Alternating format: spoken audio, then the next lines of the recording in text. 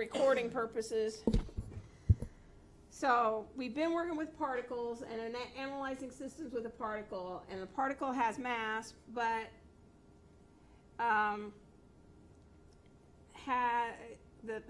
is negligible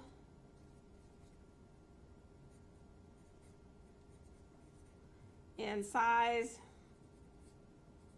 and shape. So let's say we were dealing with a cylinder, and depending on our situation with that cylinder, we could just play with it as a particle located at its center of mass.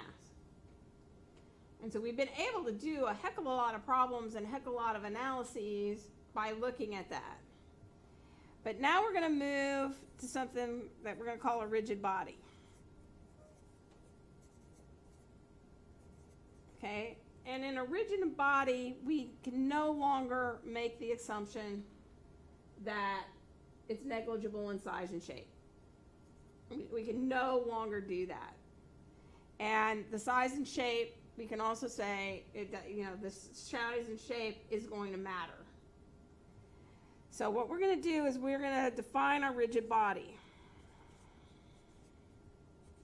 And sometimes life becomes, we know it when we see it, but actually writing down a definition is really complicated.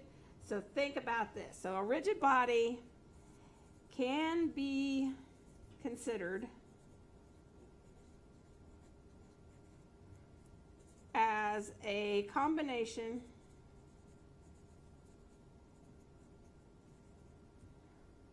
of a large number of particles in which all the particles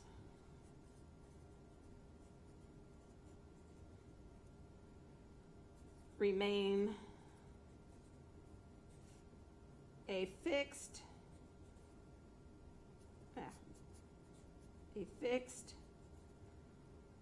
distance from one another.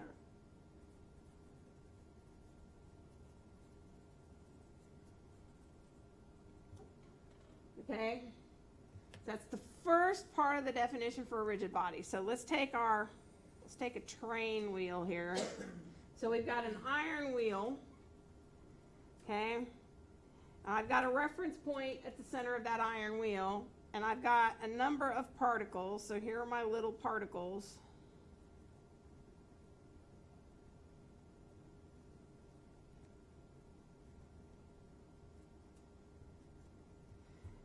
And we can actually, if we wanted to, could define each one of those little particles. And the thing about it is no matter what I do to this rigid body, those particles are going to stay in that reference frame to each other and to that center point. So I'm going to have those individual particles. The other part of the definition, because that definition, right, can be considered a large number of particles, that could just be a real body, not necessarily a rigid body. And so by dealing with the rigid body, this says that the shape does not change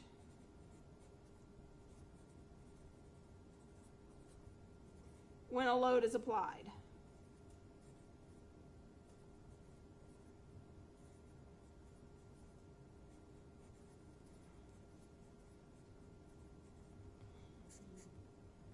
So a rigid body is going to be one that if I take my wheel on a train, we all know intuitively that, yep, that wheel can change shape, but the odds of it changing shape over the period of time that I'm working with it are slim and none, right?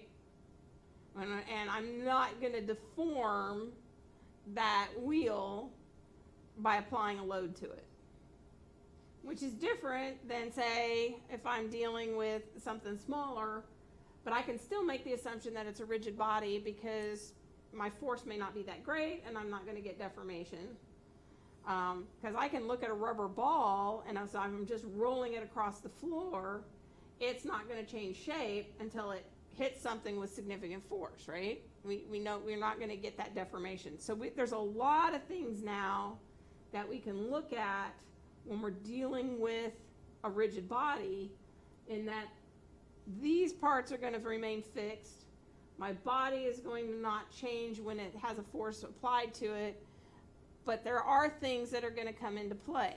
So remember when we talked about moments of inertia, right? So this kind of thinking about way back when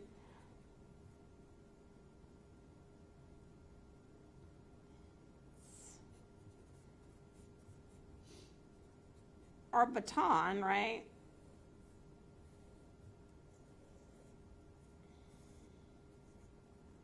We had our cross baton. If I rotated it around this way, and of where those four weights are, we're going to around this center point here, so I'm rotating it this direction, where all four masses were. Because the moments of inertia of this rotation happen to us. And that also gets into what happens when we slides down the plane. That's one thing, versus my can or my object that's rolling down the plane. We saw that there was a difference between that. One is definitely going to get down the plane faster than the other. Because, what? Is the only difference between the sliding and the rolling is that the rolling has torque to it, and that's about it? You just have to factor in torque? Well, I have to factor in my moment of inertia. My rolling moment of inertia is it's going down the plane. So this only has one thing happening to it. This has two things happening to it. Okay. Would the friction be greater on the right one or the left one? Friction's going to stay the same. Kinetic friction and static friction are going to be the same. But the rolling definitely helps it move faster. The rolling is going to make a difference. And that was also the difference if I had a can, remember we talked about this, if I had a can of like tomato soup versus a can of chicken noodle soup, those are going to have a different speed rolling down the hill because its moment of inertia is different. And is it, whenever you say moment of inertia, that's because like the chicken noodle soup, like whenever it's rolling, it kind of like goes to one side of the can, so it like flings Exactly. itself out. That's the difference. It's also, remember we talked about if I have a hard-boiled egg versus a fresh chicken egg and I spin it, one's got the yolk in there, right? And the yolk can move around, whereas in this case, the yolk is fixed. We can tell the difference between the two by spinning. This one will wobble, that one won't.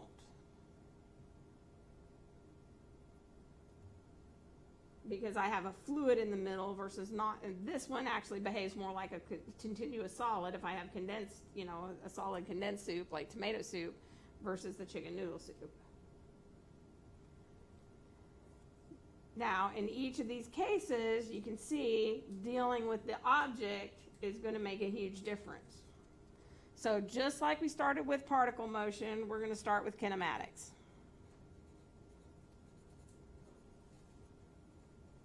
Okay, we're going to start with kinematics. And we're going to start talking about planar motion.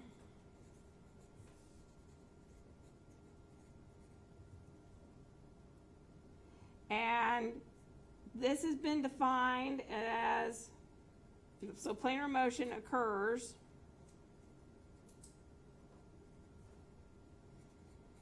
when all the individual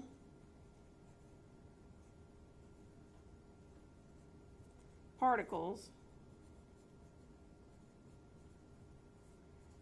move along paths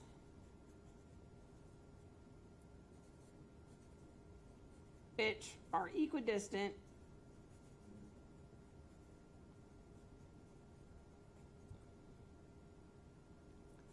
from a fixed plane. Okay, that's a whole lot of words to mean something that we already kind of intuitively know. Okay?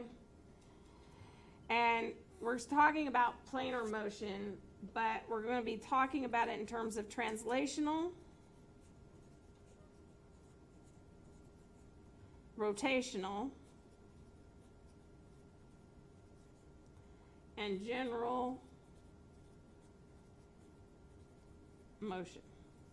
And as you might expect, when I have my general motion, it's a combination of translational and rotational.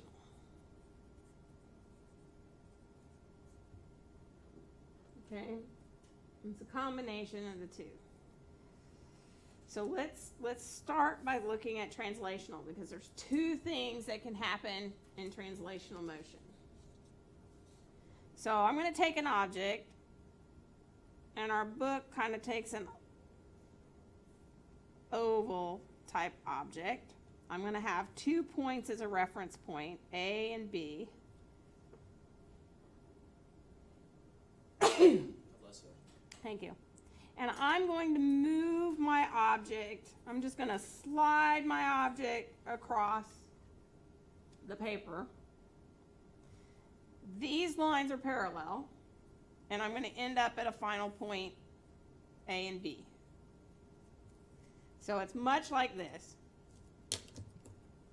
Taking my object, I've got my pen, and I'm going to slide it across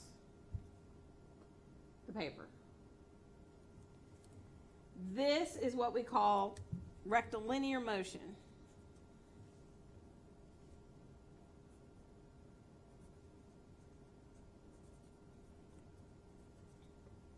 Okay? In rectilinear motion, these paths are parallel. Okay? They're parallel, and they're moving good old, I can move it like this, I can move it straight up, I can move it just across, okay, or I can lift it up off the paper, right? The thing about this, though, is this is straight line motion, okay?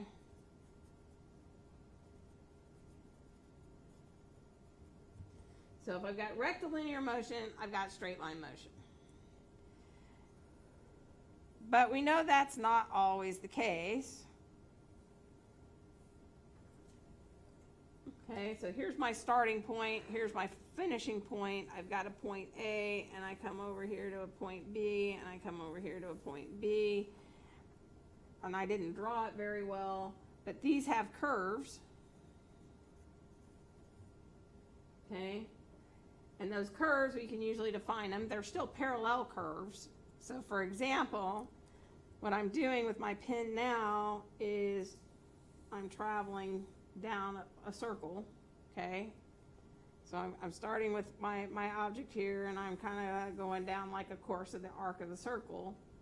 That's curvilinear motion, because one of the things that I'm not doing, or I'm trying not to do, is rotate my pen. My pen is staying in the same orientation as it's traveling along a curved path. Okay, so I can kind of go up my I'm trying to hold my pen totally straight and just travel on a curved path. So that's curvilinear motion. So I'm doing it with path. So our book, and this is one of the reasons that I wanted to print off pictures. Okay, I wanted to print off pictures, and one of the reasons I wanted to work with it, because our book gives us that right here as rectilinear motion. I've got parallel lines, I'm going along a straight line, nothing is really happening. Now if you've paid attention in your book, this picture is pretty small in your book, and the curve wasn't very pronounced in how the book was drawing it. And if you shrink this picture, you'll see that the curve in the diagram, you have to kind of really look at it in B, figure B of your book, to actually see that that's a curve there. I've tried to do it more pronounced to show that, yeah, you're traveling around a curved path. So this is curvilinear motion. It doesn't matter.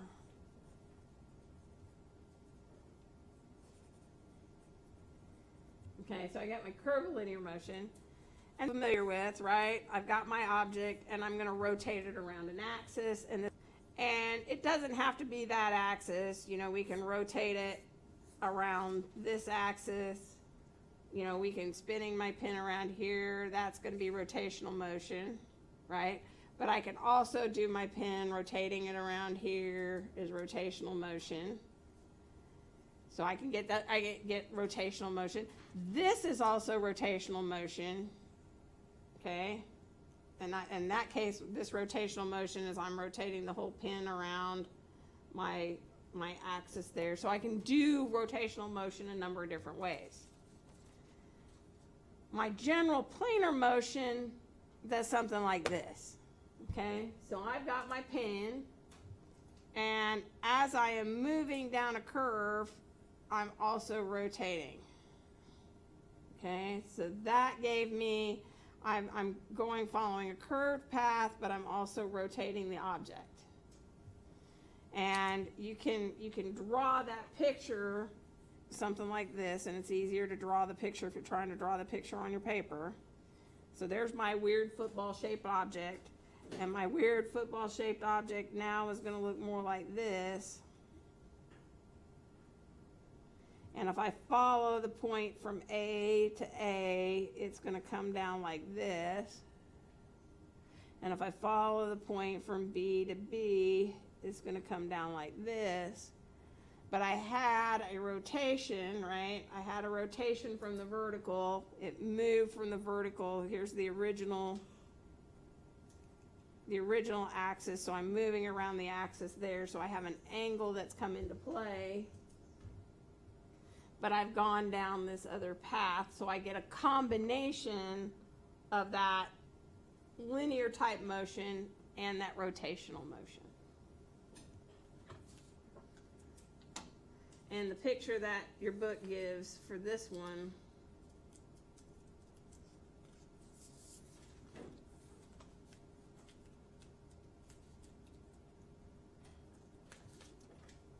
is right there.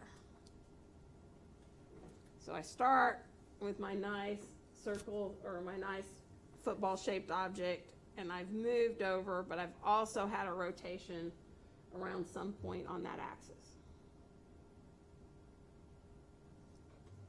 So I can look at those different types of motion. Now the key here is we're having to kind of play with how the object is moving. So I'm going to use the books. I've drawn it in my notes, so we've got it a couple different ways.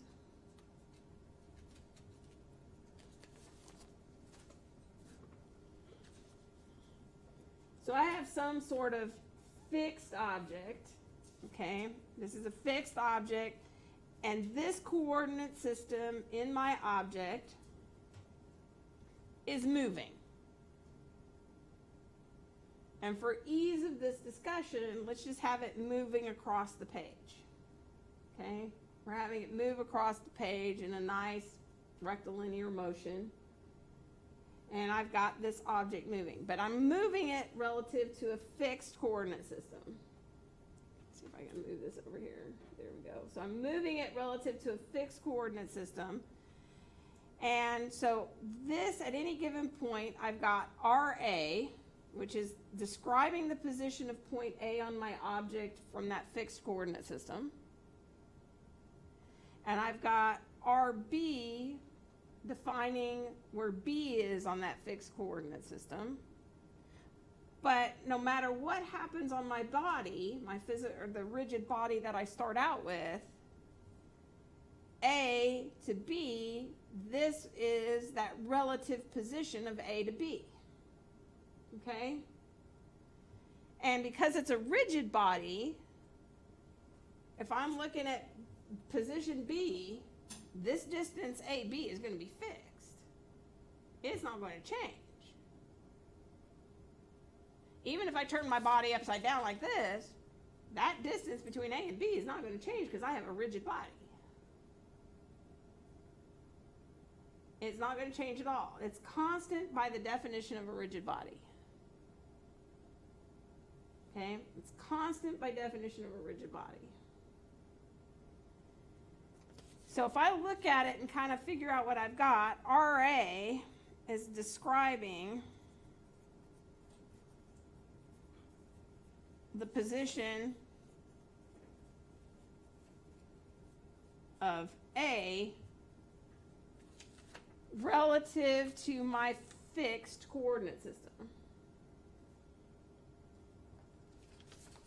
RB is describing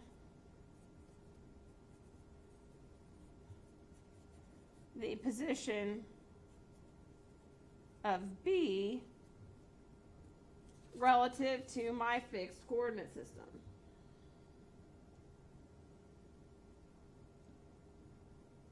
I haven't really changed anything. It's relative to my fixed coordinate system. But RBA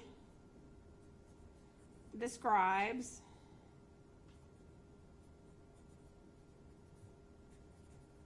the relative position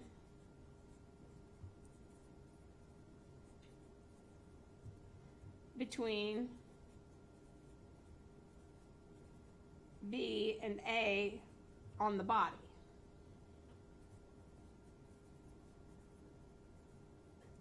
So, but I can write this out in my vector notation that RB is equal to RA plus RBA. Right? There's my lovely vector triangle. And so RA plus RBA gives me RB. So I haven't done anything fancy. Nothing fancy. Okay? But if we know that velocity B is going to equal drB with respect to time, right? Because we've been doing that now for a while. Then if I do this,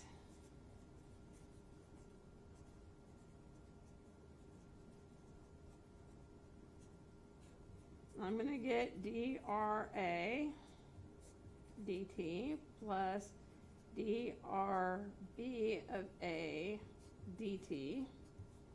That's equal to VB. Well, we know that this is equal to VA, but that is 0 because this is constant.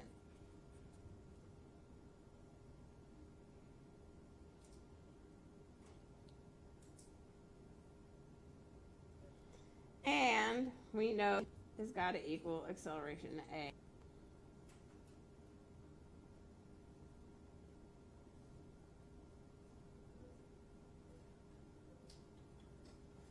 So far my linear motion or translational motion is pretty straightforward. I don't have a whole lot of other issues. So this is in translation. Okay, this is in translation. Now we're going to look at rotation.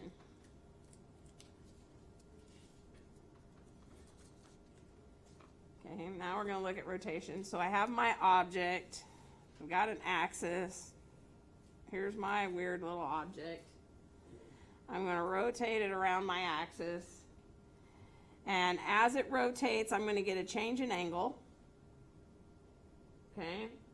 I'm going to get an angular acceleration. And I'm going to have an angular velocity. And all of this is going to be defined by my right-hand rule. Okay, my right-hand rule. We haven't done anything special yet. But we can go back and look at this, which is my angular displacement.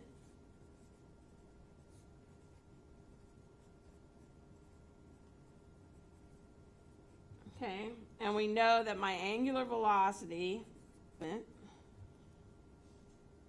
and we know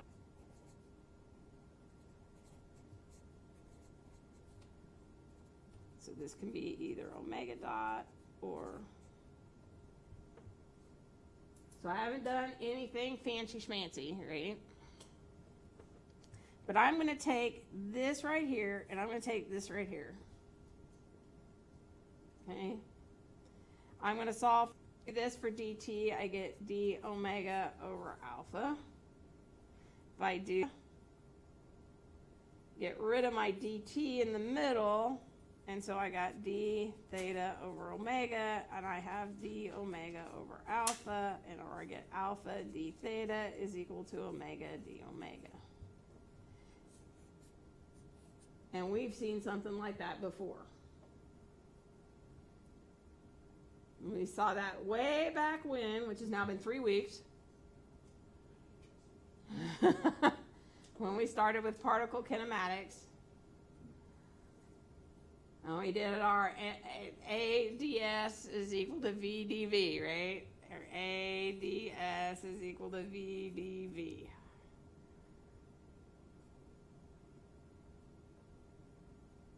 So we've seen that before.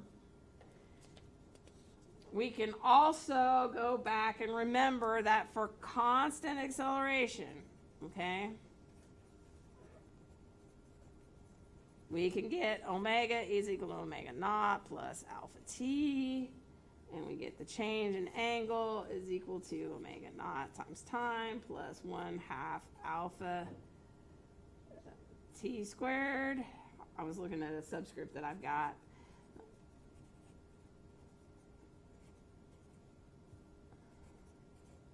But that's provided that alpha is a constant. That's provided that alpha is a constant.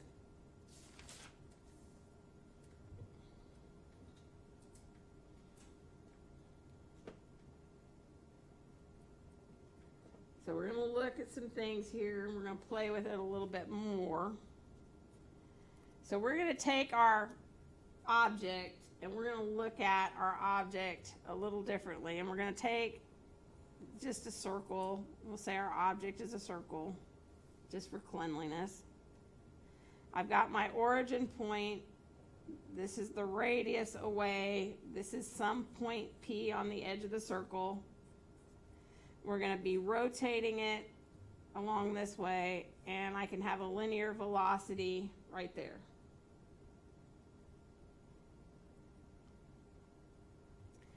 Now, as it rotates, when we watch how P travels, remember the distance that P travels is going to be ds r d theta as P moves around the circle. We haven't done anything fancy. And we can do ds dt, which is going to give me r d theta dt. But that is omega, and this is velocity, and we've seen this before. That is tangent to the curve.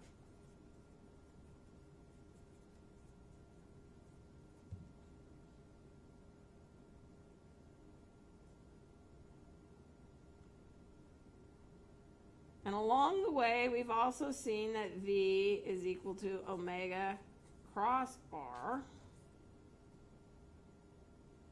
My cross product version, my right hand rule version. And so we've seen this, and right now we've written that for point P. But no matter what I've done on this circle, this R can be expressed for any point on the plane. So this R could be, I could be this point, I could be this point over here, I could be that point right there. I could do this R, doesn't have to be on the edge. It can be any point on my rigid body. So I can generalize this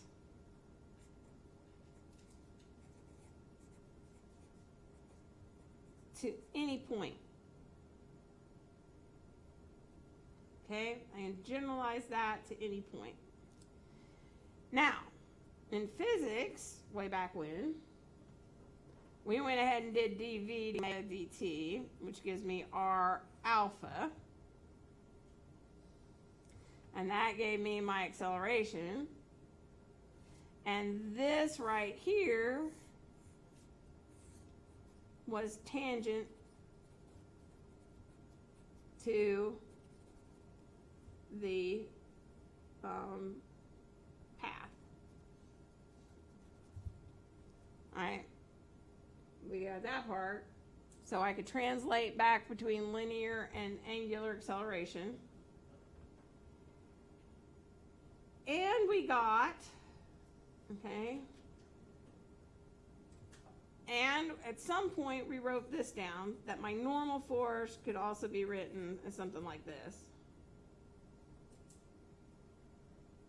And we played with that, but now we're going to dive into more of where this comes from.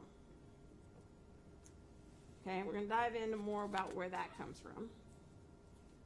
So I'm going to start with this general V is equal to right there. I'm going to start with that. So my acceleration is going to be dv dt, which is now, and if I go ahead and do this, I get d omega dt cross rp plus, and we know what this is, right? Okay, we know what that is.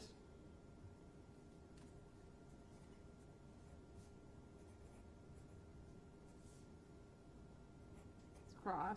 Gets us right where we were to start with.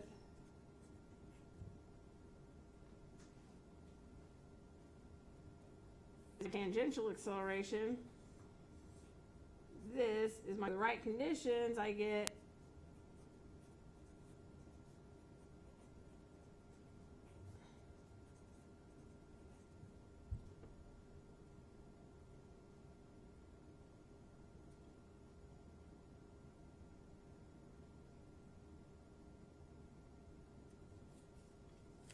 so we can start to see where some of those things we took by faith back in engineering physics because we didn't understand all the mathematics and we hadn't played with it and wrestled with it way back then. And for most of you guys, that's been 2 years ago. For some of you, it's been longer than that. Coming from.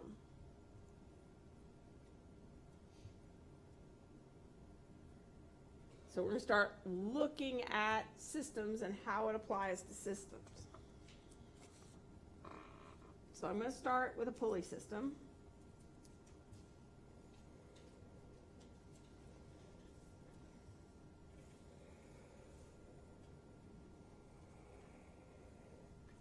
Okay. So I have a cable that is not going to stretch. So it's a cable that's not going to stretch.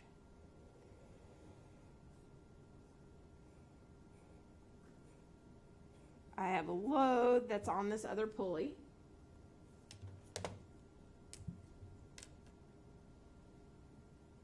This pulley is going to be 3 inches in radius. This pulley is going to be 5 inches in radius. We're going to give ourselves some places to play with.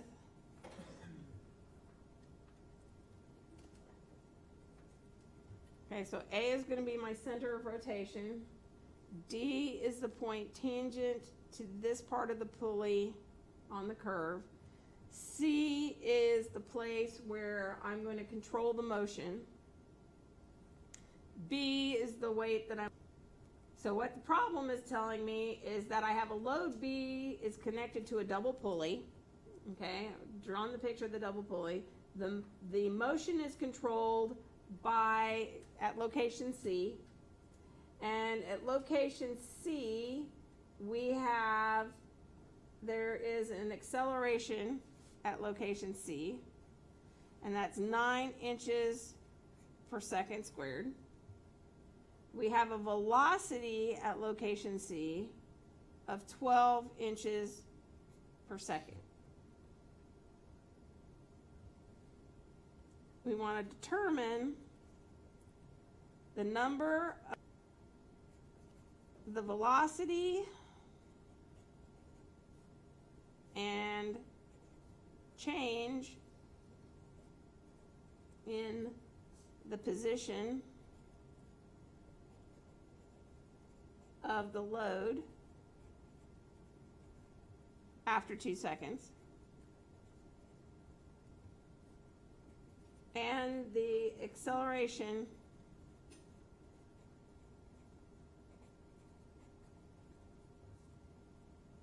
at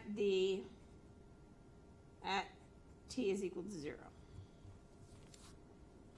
Okay, so rule number 1 is now we got our picture drawn, right? Got our picture drawn. Rule number 2 is kind of label things we know, right? Rule number 3, actually, which is kind of rule 0, I don't have to do it in the order that the problem gives me. Because in this problem, I actually am going to go back, I'm going to work backwards. Because what happens is, let's look at what's going on. So if my motion at C is going to be there, that's what's controlling the motion. This is giving it to me as a positive. So, all right, so I'm going to have a velocity at C and an acceleration at C. If it's connected at the rope, and the rope can't stretch, so I'm not going to get deformation at the rope, one of the things we know, velocity at D and the acceleration at D, velocity at D better equal velocity at C, which is going to be my 12 inches per second at time t is equal to 0. So I got that part checked off. Is that 12 inches divided by s or 5? The units are inches per second. Okay, got it. Thank you. It's 12 inches per second. Okay? If I'm doing this, here's my point A. I've got an angular velocity there. And I'm going to have a response VB for my velocity on my picture. We also know that my acceleration, which will be tangent at D, okay, this is my acceleration, tangent is at 9 inches per second squared. I'm going to look at my D position. So I've got my acceleration tangent. I'm going to have an acceleration normal, and I'm going to end up with a resulting acceleration for those two things later on at D. So that's one picture.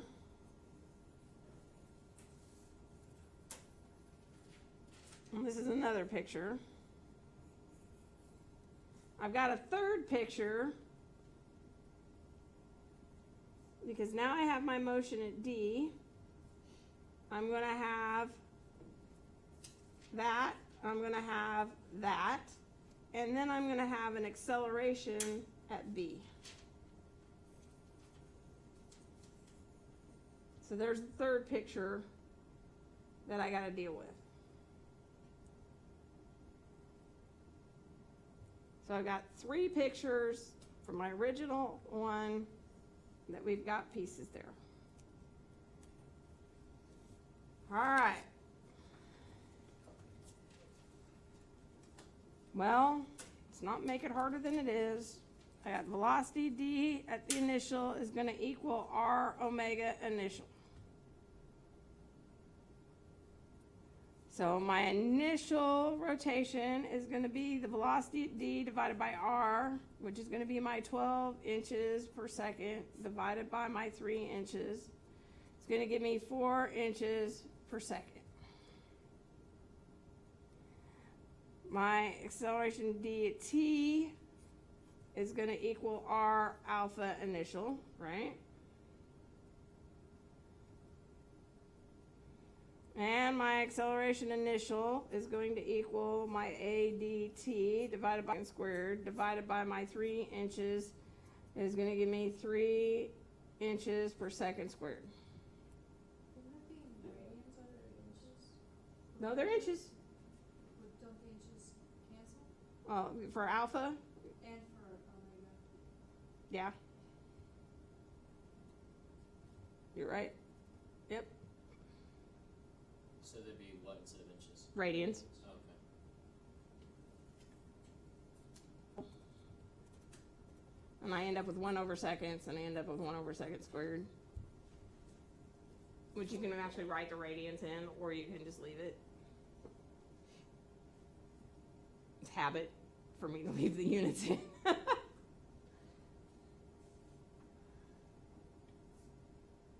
Okay, so we're okay on that so far?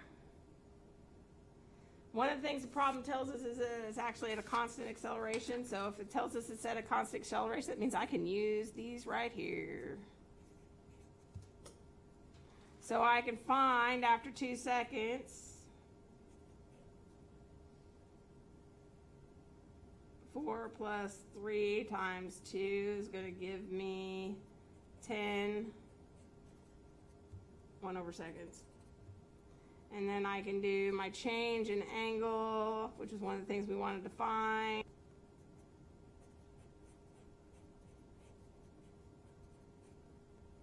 That should be 4. That's 4. That's where that 4 comes from. And that gives me 14 pi radians per revolution. So I'm going to get 14 divided by 2 pi. It's going to give me 2.23 revolutions. So there's my velocity. There's my, this is my change in angle. That gives me my revolutions. But now I got to worry about this one right here. So the velocity at B is going to be r omega. Except now that r is 5, my omega is 10. And that goes back to 10, or this gets me back to 50 inches per second, and it's going up. My change in y is going to give me r theta, and that's 5 times my 14 radians. And these are in inches, which is where my inches come back. And that's 70 inches up.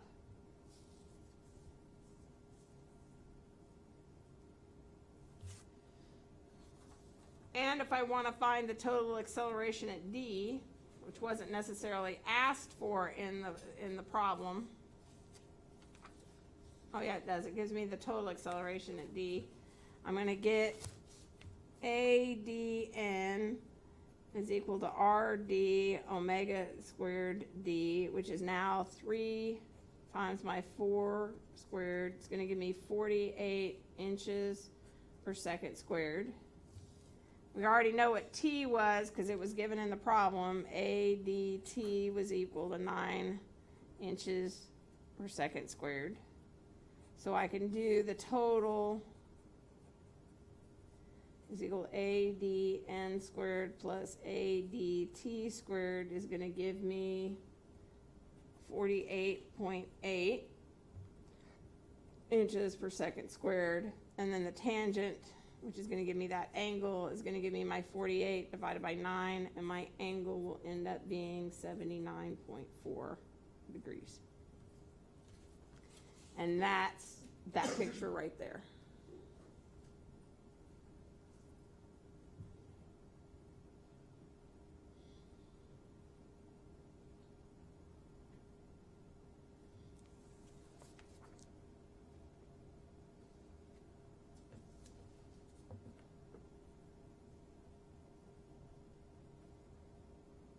Good so far?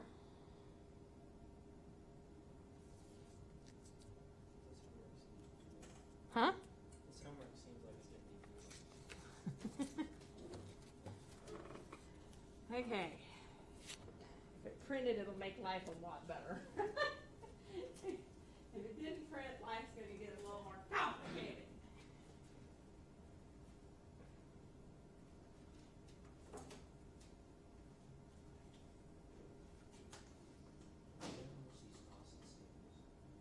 Yes? I did about my brother. I would just like a good advance of this, lots of advances. Depends on what you have.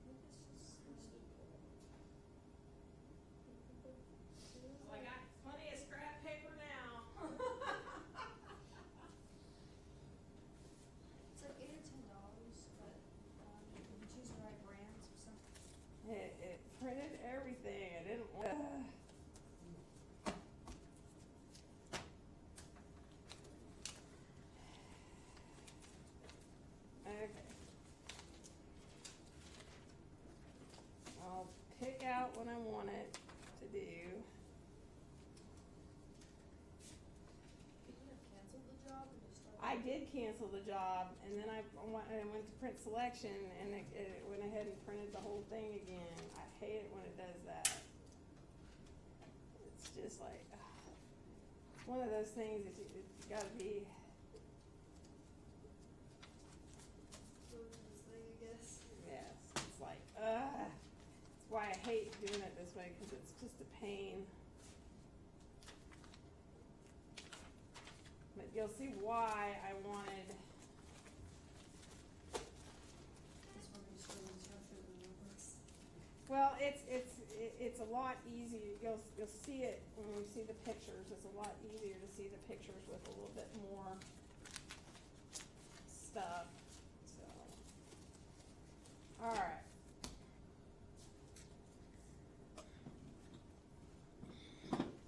So we're gonna start with this picture right here. So I've got a pulley system. Okay, so this is actually, we're actually working problem number 9, or we're setting up problem number 9. And problem number 9 says that we're given at the instant when omega A is equal to 5 radians per second.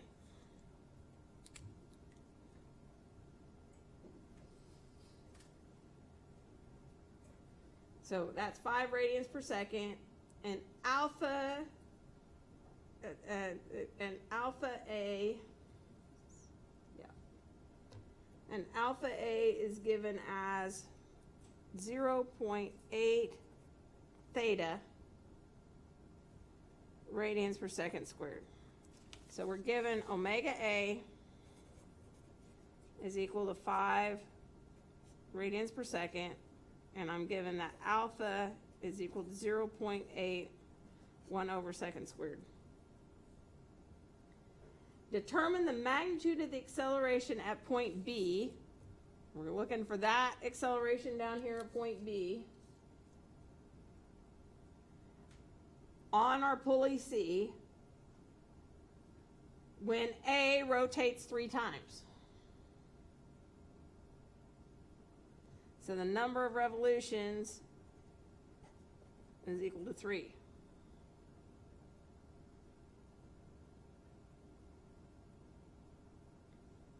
Okay? This has an inner hub, which is 40 millimeters. This has an outer hub, which is 60 millimeters, and this has the radius of that is 50 millimeters.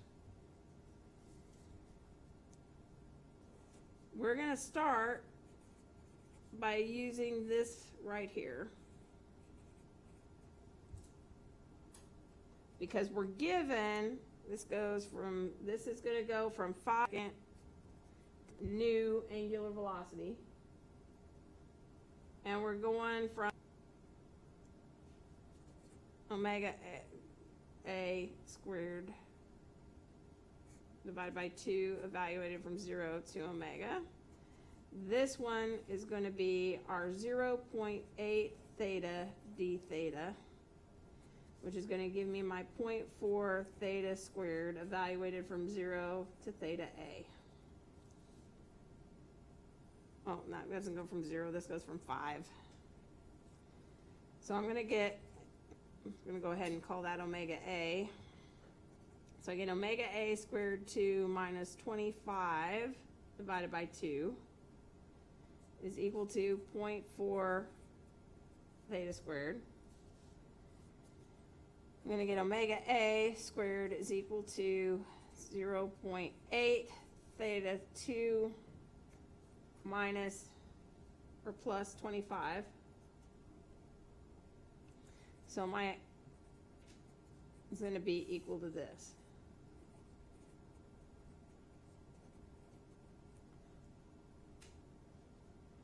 But we know we're solving the problem for when theta is 3 revolutions of 2 pi, which is going to give me 6 pi radians. And if I plug that back up into here, that's going to give me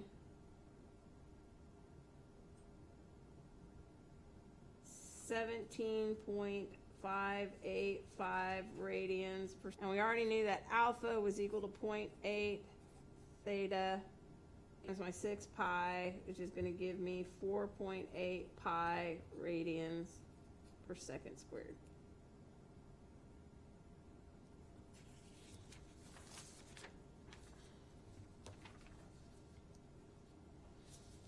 So now we've got our alpha and our theta, but now we have to reason out what's going to happen when we're doing this. So as this rolls around, this is going to roll around.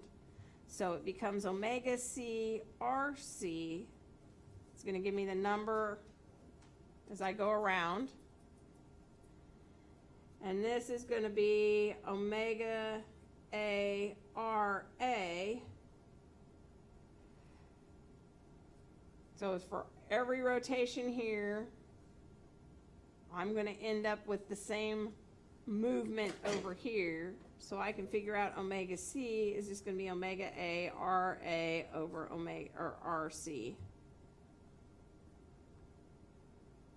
I can have a similar situation for my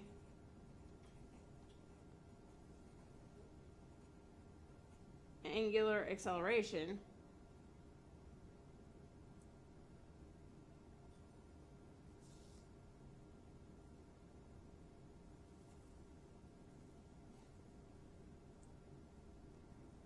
And then you can go ahead and proceed to figure out the motion at B. And I can do my AB tangent is equal to alpha C R B. B normal is my omega C squared RB.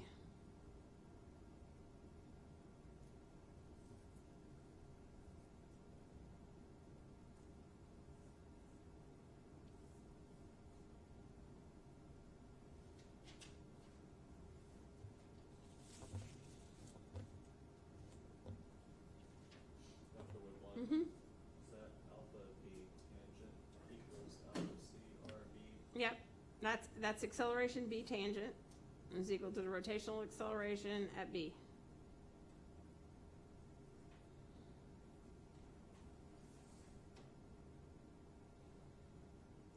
And alpha B normal is my angular velocity for C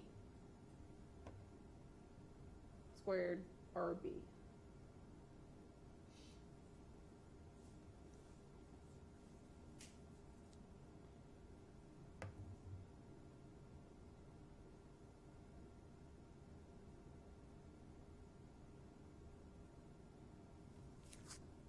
We good?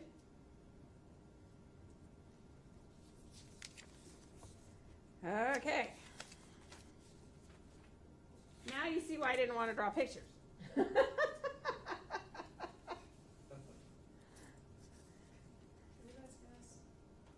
I didn't see why I wanted to draw pictures. I'm doing 17. Okay. So we've got gears that are interlocked. Okay, we've got gears that are interlocked.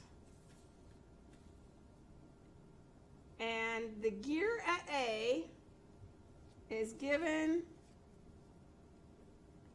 an angular acceleration at A of 2 plus 0.006 theta squared.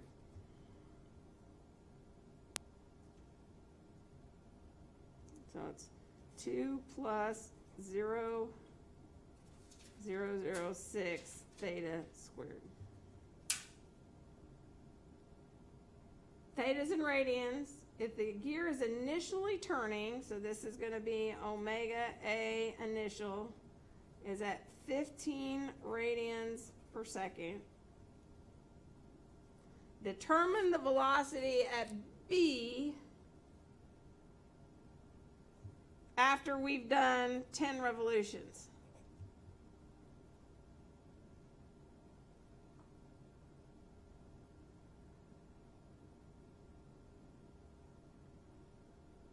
Okay, after we've done 10 rolls. So theta A is going to be 10 times 2 pi, which is going to give me 20 pi radians. So I can solve for that pretty easy. And get partial credit, right? Woohoo! Okay, we're going to approach the problem in a similar way that we just approached the other problem. I'm going to start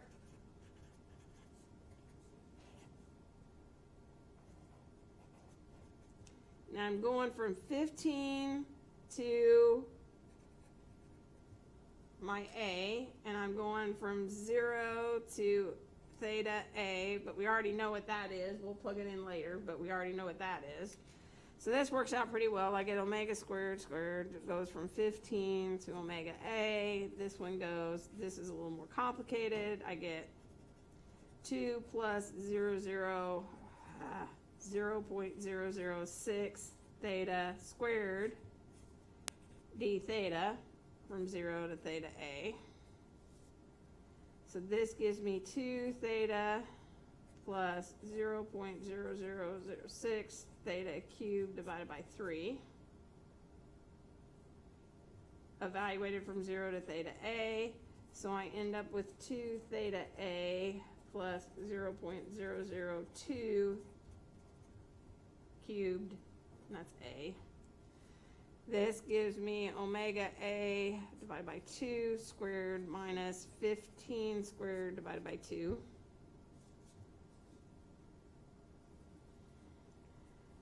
So I can get omega A is equal to 4 theta A plus 0.002 or 0.004 theta A cubed minus 15 or plus 15 squared.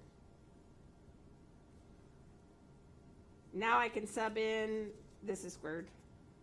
Now I can sub in the 20 pi and I'll ultimately get 38.3214 radians per second.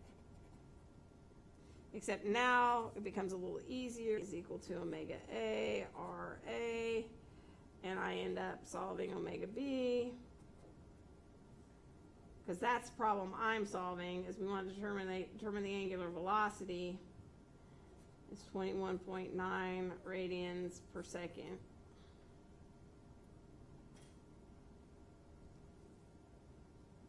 And problem 18 is going to probably have you solve omega or alpha B.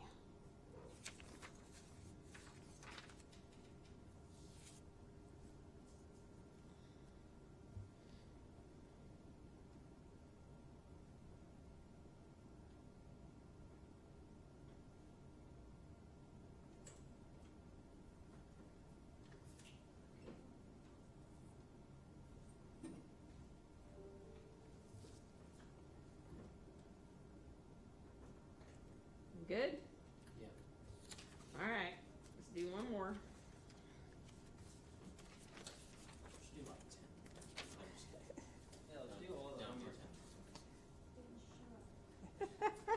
Shut up, Kristen. All right, so this actually is problem 25 that I'm working on. And we're worried about this situation right here. I've got gear A and I've got gear B. Equal to is the radius of gear B is equal to 1.2 inches. And we're given that the t cubed radians per second squared. What is it? 400? Oh, 400 T third. Okay. Okay, so this is a half an inch. This is 1.2 inches, and we're given that this outside diameter of the propeller is 2.2 inches. What we want to do is determine the magnitude and velocity of the acceleration at point P on the fin at the instant of t is equal to 0.75 seconds.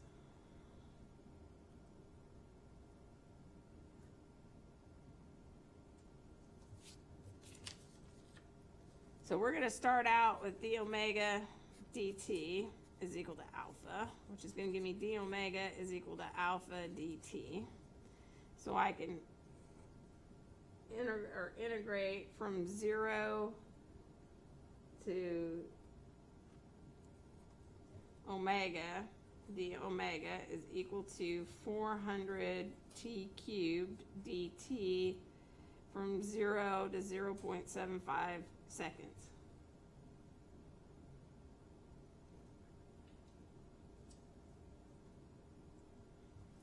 So that's just going to give me omega is equal to 400 t to the fourth divided by 4 evaluated from 0 to 7.75 seconds. And that, when I plug all that in, works out to be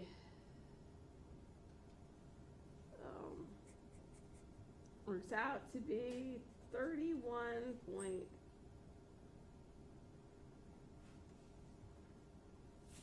make sure I wrote, yeah, 31.64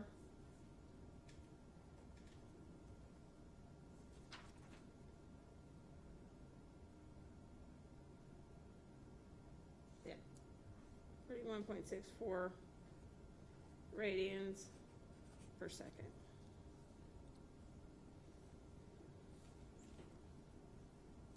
And then my alpha A is just going to be my 400 t cubed, and I already know what that is, so it's 400.75 cubed, which is going to be my 168.75. And now we deal with our R omega B equals R omega A, right? And we can do the alpha omega B is equal to the RA divided by RB omega B, or alpha A, sorry, alpha A. And this will give me omega B is equal to 13.18 radians per second. And alpha B is going to equal 70.31 radians per second squared. And then I get V at P is going to equal omega B R, and that's going to ultimately be 2.42 feet per second through each one to get to the answer.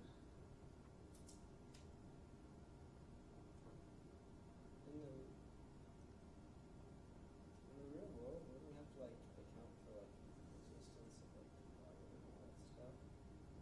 This already accounts for it. Well, this part it's giving you what you already have. So this is just dealing with the motion associated with the gears. And if I know what the motion of this gear is due to resistance and all that kind of stuff. Dr. Woodline. Mm-hmm. Let's see, down at the bottom left, it's RA over RB. Is that alpha? Alpha A, yeah.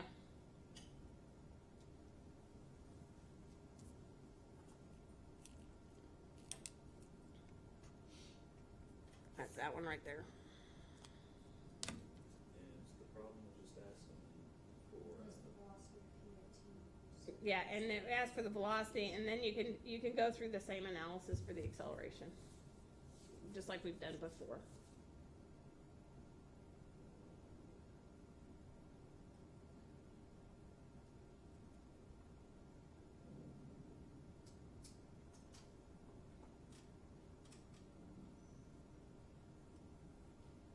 And that's all I'm going to do today. And that actually gets us through like section 4. So